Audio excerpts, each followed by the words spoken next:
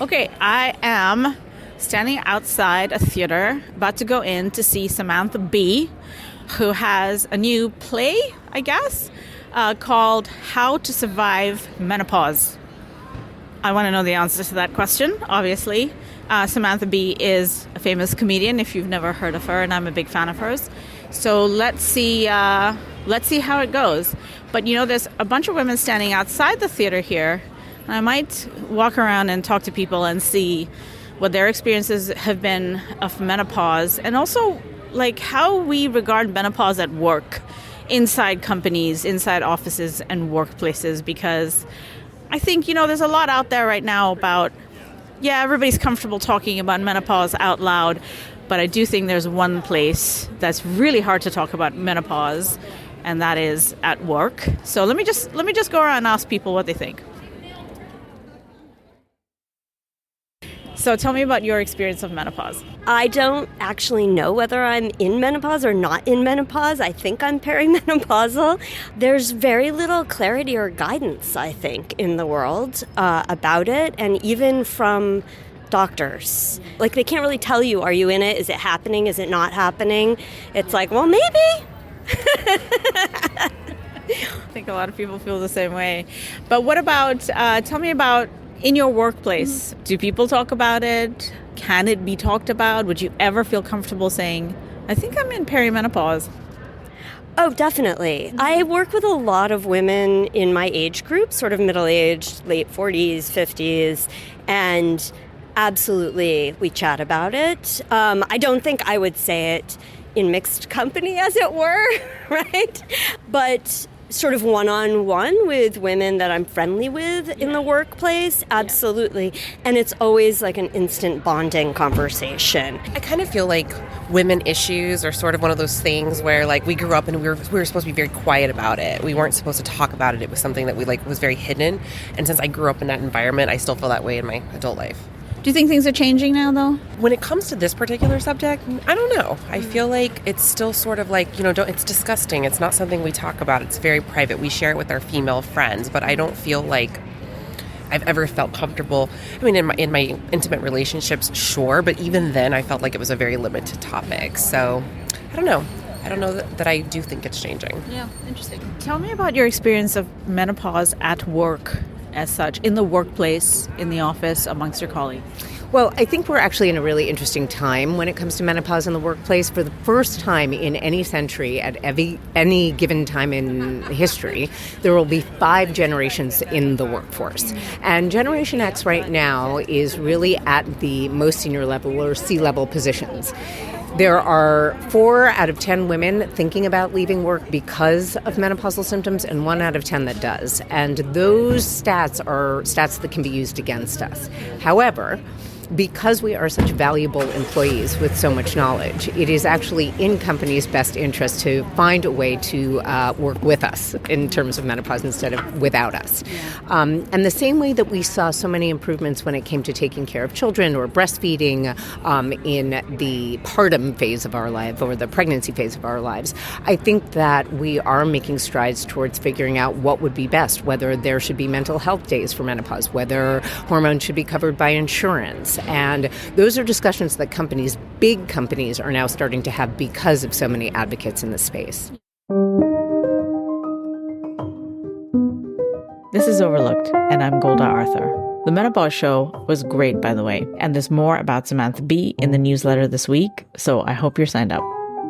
When I was going through perimenopause, I was leading projects and teams at a big media company, and I was bossing like the best of them.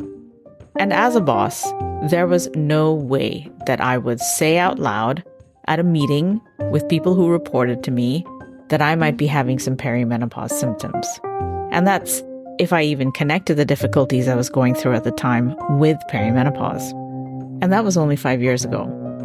Things are changing. In some companies, the workplace culture is becoming more human. You can talk about menopause out loud. And those companies are probably also the ones offering something new, menopause benefits as part of their employee package. And it makes sense. If maternity and paternity and fertility all get offered as benefits in your job, then why not menopause? So on this episode of Overlooked, I'm talking to two companies about menopause benefits at work.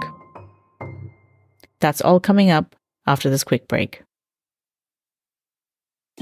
Hi, I'm Dr. Sarah Finlayson, a gyne-oncologist with the Gynecologic Cancer Initiative.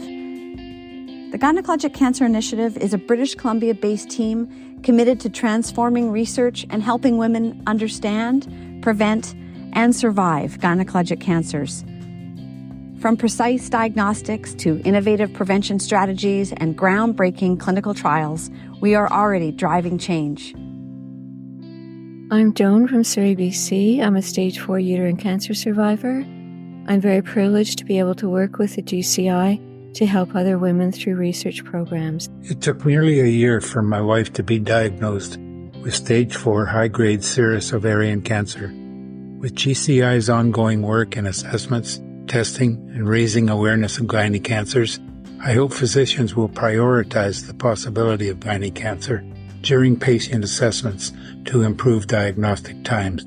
Discover how you can join our mission and be part of the change at gynaecancerinitiative.ca.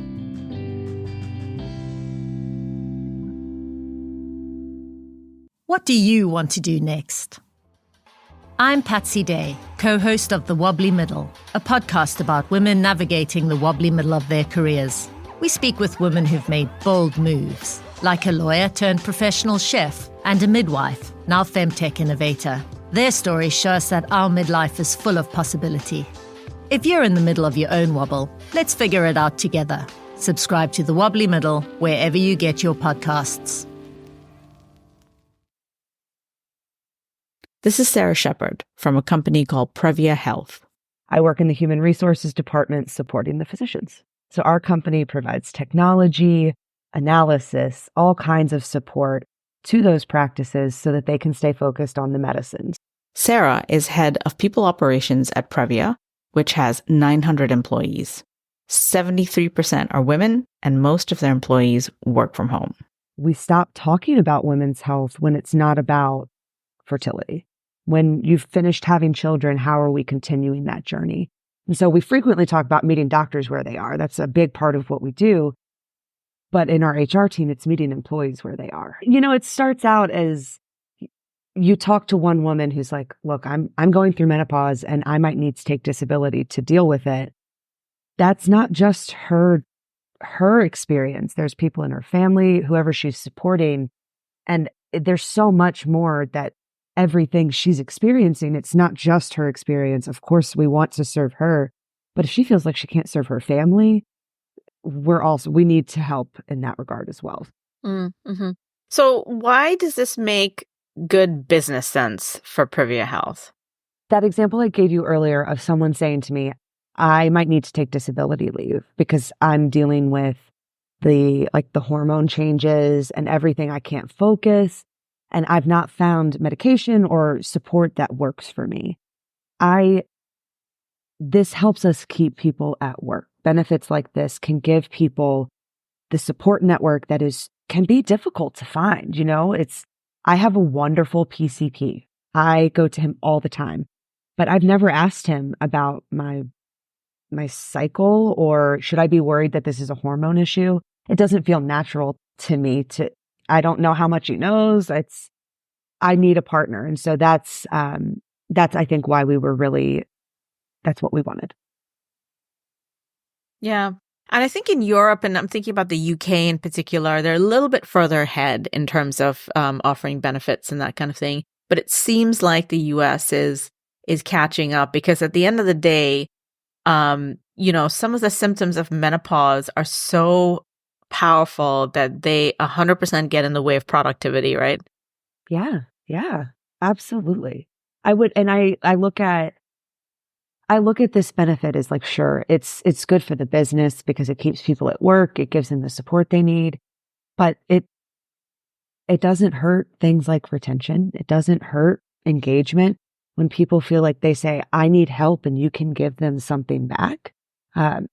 Certainly I can say, join our women in leadership group, join these other support groups, but I say to employees all the time, I know, and I've just started talking about menopause and women's issues during big meetings, right?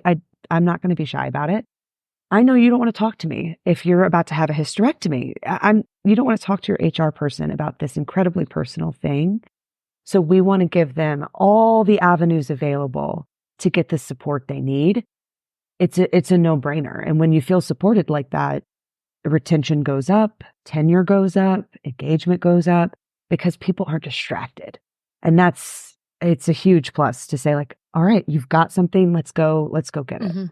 Yeah, that's great. That's great to hear. Well, I want to bring us to a close by asking you, what do you think has been the most overlooked thing in terms of this story of, companies offering menopause benefits? And where's that inequality felt most deeply? I think when I look at menopause in the workplace, the thing that is just most glaring to me now is that we don't talk about it.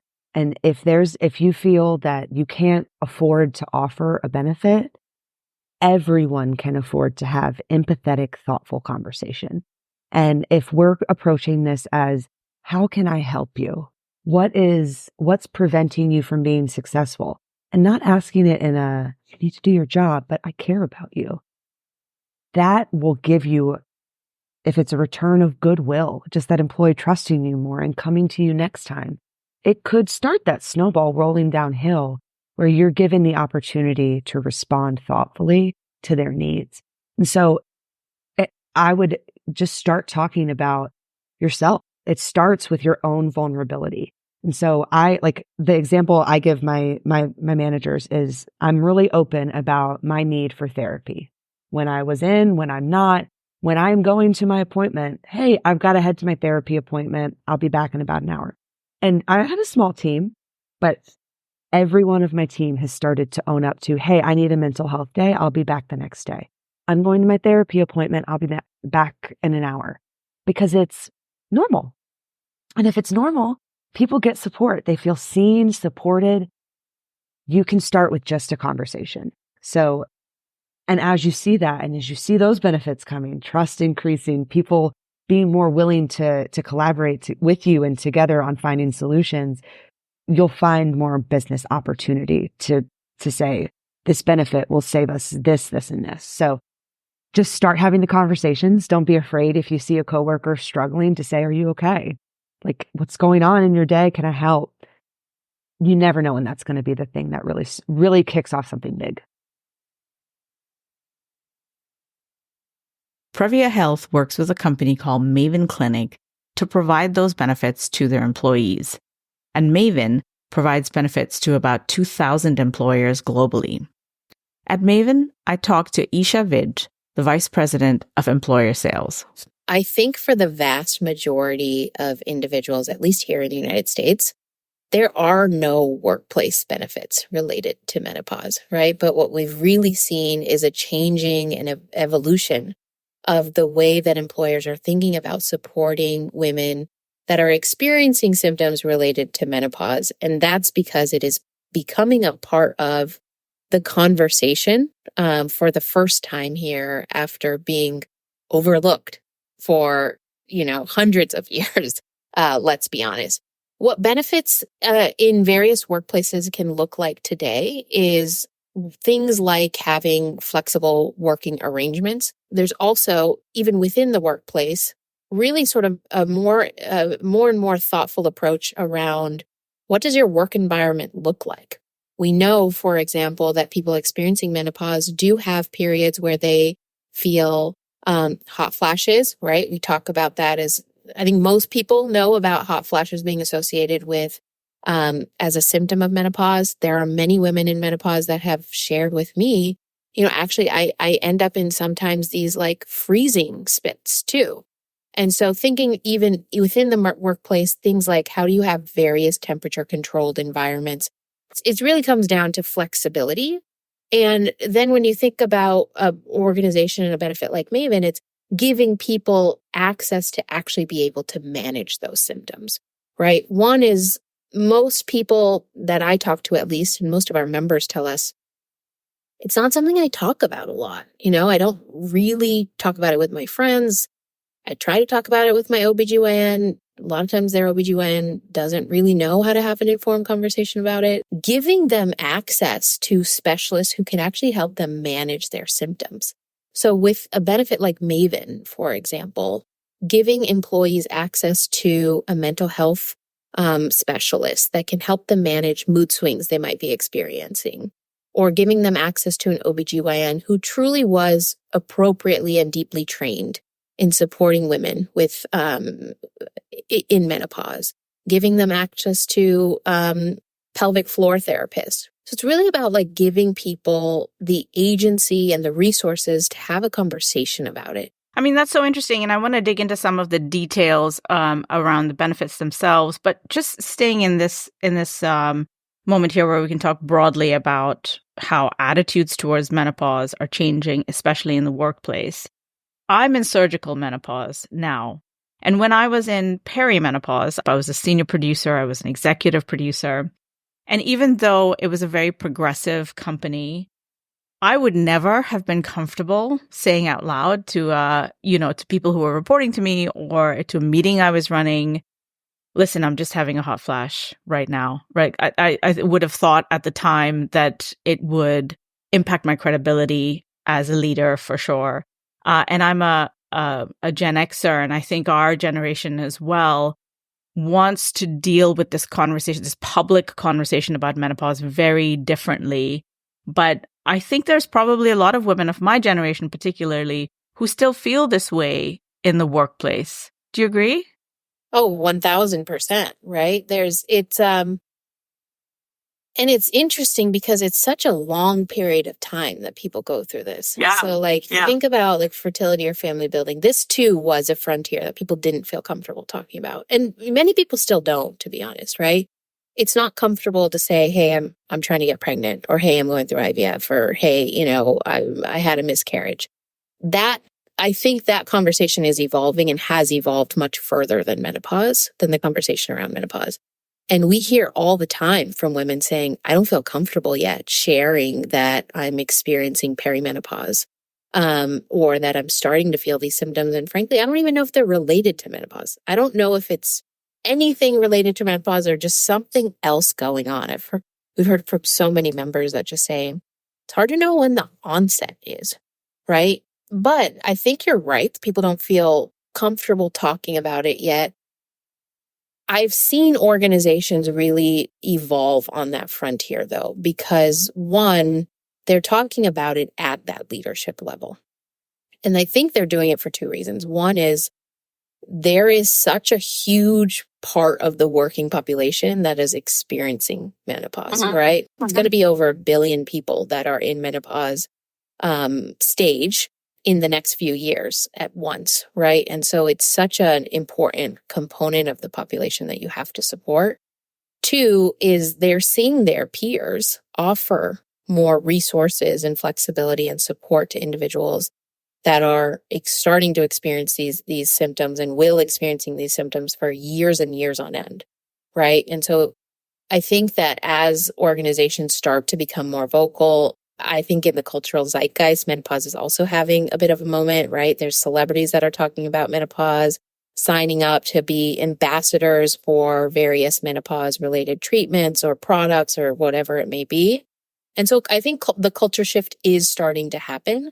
But despite being at an incredibly progressive conversation, if people at the leadership level are not talking about it, if we're not talking about what employees might need as they're going through these symptoms or experiencing these symptoms, like how would anyone know that it is okay to talk about it? And so I think my point there is like it's changing, but I certainly think we have a long, long ways to go still. So let's talk about your employer partners a little bit more there. Let's talk about I'm curious about the cost benefit analysis and what's in it for them, really. I think that the economic sort of analysis there is pretty easy to understand in that, one, as I mentioned, there's such a significant part of the working population that are going through menopause. So the latest data tells us that by 2025, there's going to be over 1 billion women who are postmenopausal. that are, large sort of swaths of these women are a part of that workforce, right? And we know too that on an annual basis, there's about $150 billion in lost productivity from individuals that have not been able to manage their symptoms well enough in order to be as effective and productive in their work environment. So that's a really sort of natural way to think about the cost-benefit analysis of bringing on a program like Maven. And then it certainly can, the numbers and cents, you can look at it all day long, but I think you would probably agree with me when I say there's a lot of employers that make very large vocal statements on their commitment to supporting gender equality at work, right? Yeah. And we see that the focus historically, I heard about it from my friends, in recruiting and talent management, achieving that 50-50 gender split, particularly in incoming classes at employers. But then they see the drop off, right? You see, there might be 50-50 split when people are starting at the organization, people coming out of college, etc. But as you rise to the ranks, you don't maintain that 50-50 split. And so if you're going to say that you're committed to gender equality, and particularly if you're going to say that you're committed to seeing women in senior leadership roles, you have to be able to support them to survive, right? All of the impact that they might be experiencing from a mental or physical health perspective in their oftentimes like their most crucial years. There's many women who tell us, I was on the verge of leaving because I couldn't figure out how to make it work. I couldn't figure out how to manage. I'm having to call out sick. I don't really know how to explain it to people, right? And so if people are not able to manage those symptoms at work, then how can you expect to be able to retain women in the most senior positions across the board?